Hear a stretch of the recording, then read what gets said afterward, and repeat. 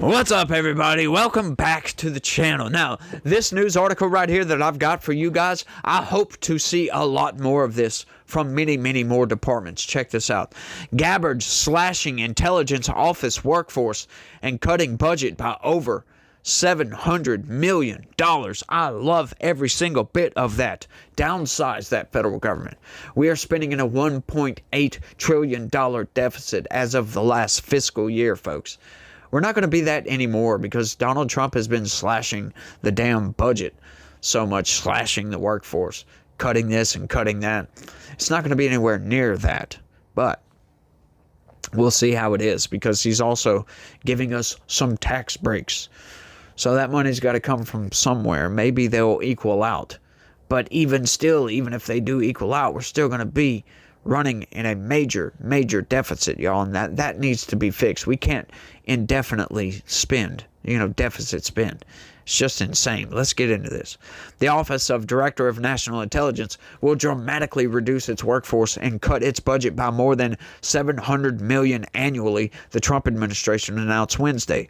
The move amounts to a major downsizing of the office responsible for coordinating the work of 18 intelligence agencies, including on counterterrorism and counterintelligence, as President Donald Trump has tangled with assessments from the intelligence community. Right. What are they even talking about right there? Come on, Associated Press. Let's keep our Trump derangement out of the news for once, please. His administration also this week has revoked the security clearances of dozens of former and current officials, while last month declassifying documents meant to call into question long-settled judgments about Russian interference in the 2016 presidential election. No, it didn't call it into question. Once again, it totally just destroyed it, obliterated that narrative. The Associated Press, come on. You guys are supposed to be the gold standard, but you guys are the chief manipulators. Over the last 20 years, ODNI has become bloated and inefficient, and the intelligence community is rife with abuse of power, unauthorized leaks of classified intelligence, and politicized weaponization of intelligence. Tulsi Gabbard, the director of national intelligence, said in a statement announcing a more than 40% workforce reduction. She added, ending the weaponization of intelligence and holding bad actors accountable are essential to begin to earn the American people's trust, which has long been eroded. That is not a lie. That is an understatement, if you will. Among the changes are to the Foreign Malign Influence Center, which is meant to track influence operations from abroad and threats to elections. Officials said it has become redundant and that its core functions would be integrated into other parts of the government. The reorganization is part of a broader administration effort to rethink how it tracks foreign threats to American elections, a topic that has become politically loaded given Trump's long-running resistance to the intelligence community assessment that Russia interfered on his behalf in the 2016 election.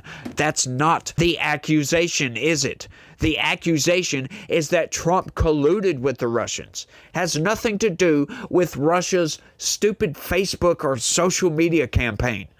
They do that with every freaking election, regardless if Trump is in it or not. Come on, Associated Press. Bring yourselves back to reality here. It's absurdities on top of absurdities. In February, for instance, Attorney General Pam Bondi disbanded an FBI task force focused on investigating foreign influence operations, including those that target U.S. elections. The Trump administration also has made sweeping cuts at the U.S. Cybersecurity and Infrastructure, or CISA, security agency, which oversees the nation's critical infrastructure, including election systems. And the State Department in April said it shut down its office that sought to deal with misinformation and disinformation that Russia, China, and Iran have been accused of spreading. Now, see, once again, they're trying to tell you that what they're trying to do is fearmonger right here. Oh, they're cutting workforce in these places, so we're not going to be able to do our jobs. Oh, we're not going to be able to do cybersecurity, so your elections are going to be more vulnerable. That's not necessarily the case. Most of the positions, the vast majority of the positions they're cutting, are redundant administrative staff, not the technicians that actually do the work. Once again, folks, Biden increased the federal government workforce by 40%. Reaction to the news broke alongside partisan lines in Congress, where Senator Tom Cotton, Republican chairman of the Senate Intelligence Committee, praised the decision as an important step toward returning ODNI to that original size, scope, and mission, and it will help make it a stronger and more effective national security tool for President Trump. The panel's top Democrat, Senator Mark Warner, pledged to carefully review Gabbard's proposals and conduct rigorous oversight to ensure any reforms strengthen, not weaken, our national security. He said he was not confident that it would be the case given Director Gabbard's track record of politicizing intelligence. Yeah, I don't think that's the case. Democrats can say what they want. But you know what I'll say about that? Hogwash. Gabbard's efforts to downsize the agency she leads is in keeping with the cost-cutting mandate the administration has employed since its earliest days, when Elon Musk and his Department of Government Efficiency oversaw mass layoffs of the federal workforce. It is the latest headline-making move by an official who just a few months ago had seemed out of favor with Trump over her analysis of Iran's nuclear capabilities, but who in recent weeks has emerged as a key loyalist with her latest actions. That is only narratives coming from the corporate press. That's all that is. That is just you guys' perception of what was going on in the background. Just because Trump disagreed with something that Tulsi Gabbard came out and said doesn't mean that she was out of favor with Donald Trump. Because, see, in case you guys don't know this, like I said the other day, it's like they have this guy in a room who just makes these decisions. Every time Trump does something, he pushes this button. And then in concert, simultaneously, all the way across the board, every Democrat will yell, "Fascist!" Right? They're all on the same wavelength. They don't think for themselves. They think, oh, they disagreed. Because when Democrats disagree, oh, they get booted from the party. You get ostracized from the cult. But see, when Republicans disagree, that's just a disagreement. We go and have a cup of coffee or drink a beer or whatever it may be. We're still friends, for crying out loud. As a matter of fact, this used to be standard operating procedure. Democrats and Republicans, they used to disagree on policy, but they were still friends and could come across the aisle and shake hands. But these people don't understand those things, because in a cult, you better not say anything that disagrees with the cult narrative, folks. The Foreign Milan Influence Center was created by the Biden administration in 2022 to respond to what the U.S. intelligence community had assessed as attempts by Russia and other adversaries to interfere with American elections. Its role, ODNI said when it announced the center's creation, was to coordinate and integrate intelligence pertaining to malign influence. The office in the past has joined forces with other federal agencies to debunk and alert the public to foreign disinformation intended to influence U.S. voters. Oh, and not to mention, lest we not forget this, that they also were responsible for censoring you if you disagreed with whatever the CDC was saying or whatever the Democrats were saying. If you had an opinion that did not fall within Democratic Party lines, then you were silenced, folks. And you had a big enough voice, at least. For example, it was involved in an effort to raise awareness about a Russian video that falsely depicted mail-in ballots being destroyed in Pennsylvania that circulated widely on social media in the weeks before the 2024 presidential election. Gabbard said Wednesday she would be refocusing the center's priorities, asserting it had a hyper-focus on work tied to elections and that it was used by the previous administration to justify the suppression of free speech and to censor political opposition. Its core functions, she said, will be merged into other operations.